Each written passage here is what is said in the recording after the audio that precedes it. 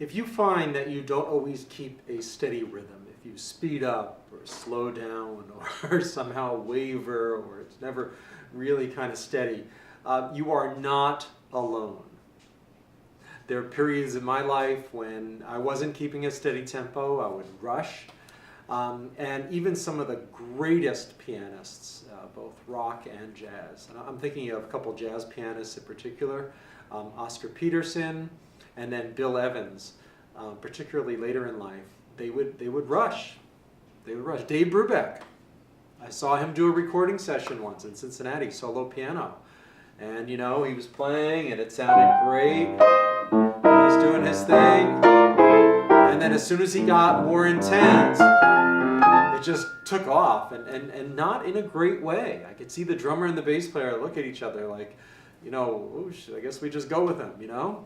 Great musicians. It's not a put down. It just shows you how there's something about the piano, and particularly rushing the tempo, that is pervasive. So here's the global overview, and then some very specific ways to help you be able to keep a steady tempo. So the first thing is that I read once a book about an American who studied African drumming in Africa. I think he went in the 70s. I know certainly by the 80s when I read the book, he'd already done it. So he went there, an adult, and he went to an African village and he was welcomed by the percussion master, or whoever it was, and they showed him how a youth in that village learned how to play drums. And it was totally different than we in the Western world would learn. So when the youth was, I don't know, 10, 12, 14 years old, whatever it was, and you know, traditional African drumming was in a group. You know, everybody had their role. So this youth would be given a mallet, you know, to hit a drum with, and then a big drum. And as everybody's keeping their unbelievably complex rhythms, and there's polyrhythms going back and forth against each other, boom, boom, boom, boom, but incredibly complex tapestries of rhythm going on. This beginner had the single job of going boom, boom, like, I don't know, every 4 beats or 6 beats, whatever it was. So it'd be like boom, boom, you know, and listening to all this stuff. Here's the thing, they did that for like a year, a full year, before they were allowed to play either another drum or an even moderately difficult rhythm. But the author of the book said that by the time that year was up, they had a rock steady sense of time that could never be pulled off the beat. And if you think about it, it seems like they didn't, quote, progress very fast because they were doing this incredibly simple thing for a full year. Yet they were progressing much faster in terms of rhythm than most Western musicians because they had it in them forever. They had it in them for their whole lives. And then they would work on the more complex rhythms. But they had that sense of tempo that would never be pulled off the beat. So, you know, lots of stories. I remember listening to a drum solo on a jazz record, and I couldn't keep the tempo. You know, that can be tough, you know, keeping where the tempo is because they're doing complex things. And I talked to a friend of mine, Bobby Thomas, who was playing drums with my piano teacher, Billy Taylor. I said, Bobby, you know, I can't, you know, how am I, you know, I can't keep the tempo there. And he said, first of all, that when he took drum solos, he used to get upset because none of the other musicians could keep the steady tempo. They didn't know when to come back in. You know, it's like, okay, if I play anything that's more complex than something basic, all the other musicians forget where the beat is. So he was getting frustrated. And then he took a guess. He said, you were listening to Elvin Jones, right? And I said, yeah. And he goes, because Elvin doesn't always keep a steady beat when he plays. I don't know. My point is that you're not alone when it comes to having a tempo that doesn't always stay steady. So, the thing that's different with even American or Western drummers, European, whatever, if you're studying Western music, is that the drummers and some other instruments, bass players, they work on the tempo. And pianists tend not to work on tempo. We work on pieces, or songs and classical material, and then hope to play at a steady tempo. But a drummer will work on a steady tempo. I read an interview with a guy who was the one of the session players in L.A., movie soundtracks and such. And he went to his friend's house, who was the #1 drummer in L.A. at the time, and there was a drum set in the living room. So he asked the guy how he practiced at home. And the guy said, he goes, "Oh, this is what I do." And he sat down, and he took his, like, maybe 2 sticks, and he just went like this.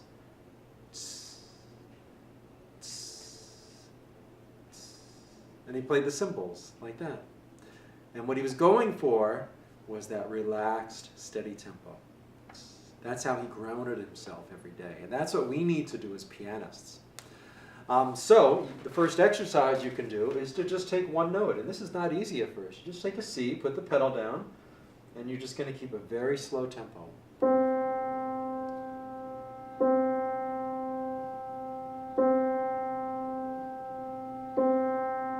See if you can do that for a while. And one of the keys to this is that you view the space in between the notes as somehow alive. Something's there in potential. You see, it's not just kind of like boom, boom, because then it's going to get faster. You know, it's not just the notes you're playing, it's this living energy in between the notes. That's what I found. The other thing about steady tempos is that it can often be compared with dancing, with physicality. Even that's something moving, something physical. Because I would bet that if you're dancing to some music, whether it's on a recording or a live band, you know, if they're doing something like boom, boom, boom, boom, boom, boom, boom, boom, you're not going to start dancing at a different tempo. You're not going to speed up. You're not going to slow down, right?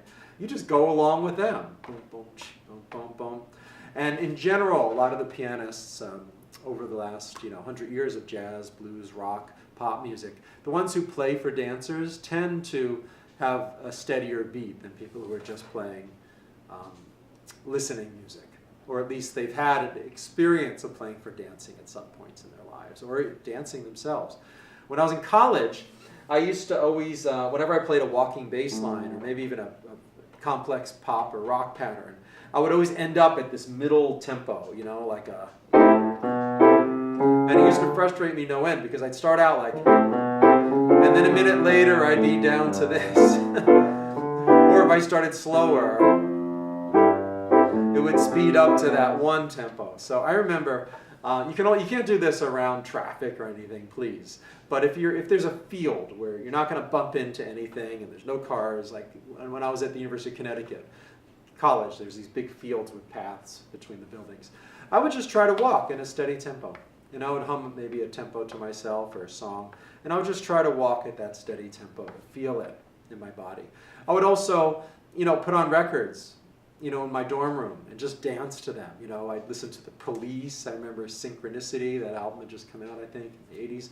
I used to put that on, jazz records, the blues, Count Basie, Fly Me to the Moon, fly me to the, just dance. It was good exercise for me at the time. And also I really liked finding that steady tempo. And I knew I had it. We have a steady heartbeat, so we have a tempo that is steady in us. So that's one way you can do it. You can also play along with drum beats, like on a keyboard, if it has drum beats of all different kinds, or a computer-generated beat, or a drum machine. Metronomes are okay, but metronomes are very cold and mechanical, and they don't give you those, like the in-between the beats. So it can be easy. It's very hard to play along with a metronome. The other thing about a metronome, also a drum machine kind of beat, but mainly a metronome, is that since you're going to get a little ahead of the beat often, then you have to make another mistake, quote unquote, and wait for it to catch up for you. Same thing with a drum machine, but it's easier to play with a drum machine. You don't mess up as much. But with a metronome, if you waver a little ahead, then you have to wait for it, and it's, I don't know. I don't love metronomes for that. Metronomes are great for building something up to a fast tempo. You start slow, you get a little faster, a little faster, a little faster to get your technique good, or learn a piece. But if you like playing with a metronome, you can do it.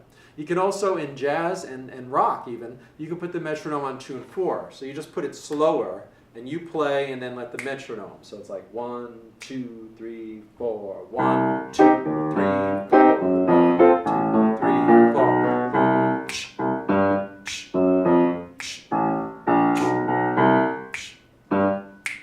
so you just go slower and then you try to play your one in between those. So it's on the offbeats. That's a good way to do it too.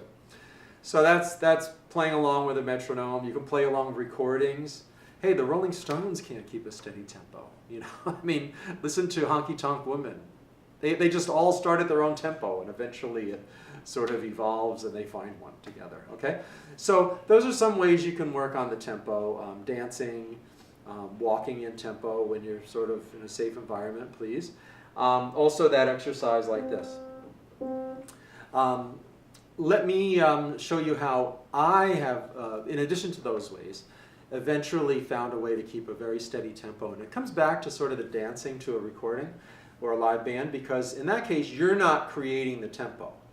You're not trying to say, okay, I'm keeping a tempo here. Oh, the other one I wanted to say is that bass players also have a good sense of tempo because they're thinking about it. Boom, boom, boom, boom. Wait, boom, boom. Okay, groove. Boom, boom, doom, doom, doom, right? They're focused on the groove. Even when we're focused on the groove, as pianists, as soon as we start playing something in the right hand, it often pulls us. You know, that kind of a thing. So you can practice staying more rooted in this. You can even sit back, feel it in your back, not this forward. Okay, and I'm still focused on that beat in my left hand.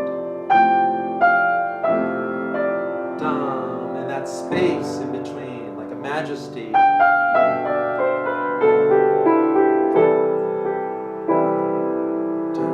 So anything I do in my right hand is going to fit with that.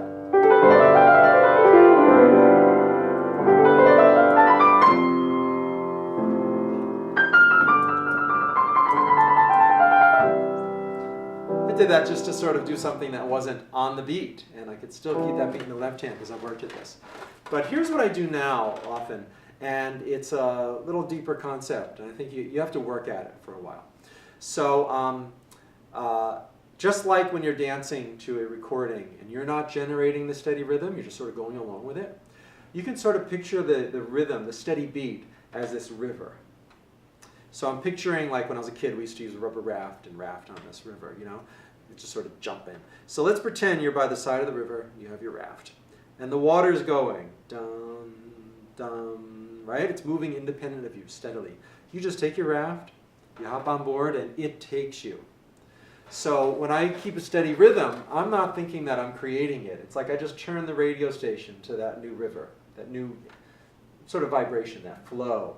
And so let's say it's a 1, 2, 3, 4, 1, 2. It's just going along, and I'm just placing my notes with it. I'm not creating the steady rhythm. I'm just sort of listening to it, like somebody else is playing drums.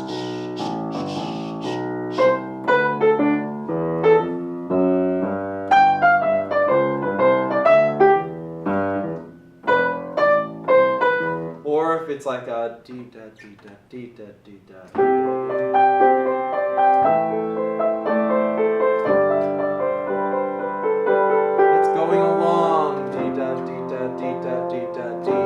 Sort of place everything I have right on it. Ding, dun, dun, ding, it's flowing. Or if it's like a real funky groove or something, same thing. Boom, boom, ch, boom, boom, boom, boom. It's out there right now.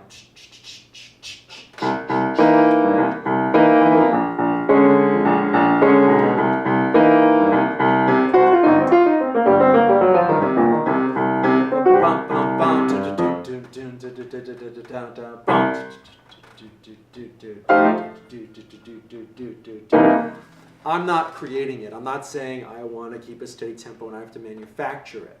It's already there. Just like I'm playing along with a recording, or however you want to look at it, or you're turning the radio station to a new tempo.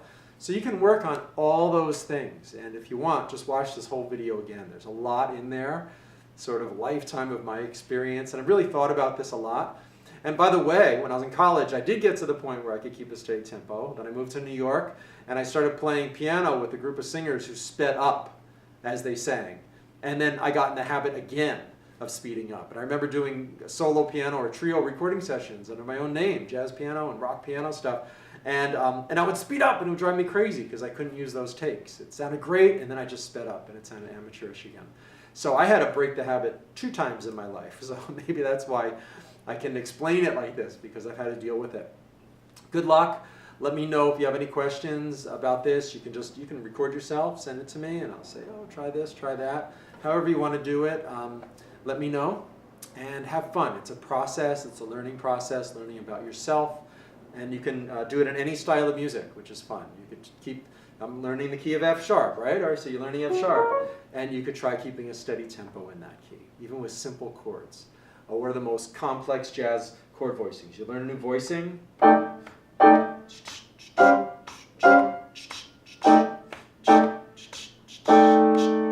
Just keeping a steady beat with this voicing. That's the beauty of it. It can be studied with whatever you're doing. Have fun and good luck.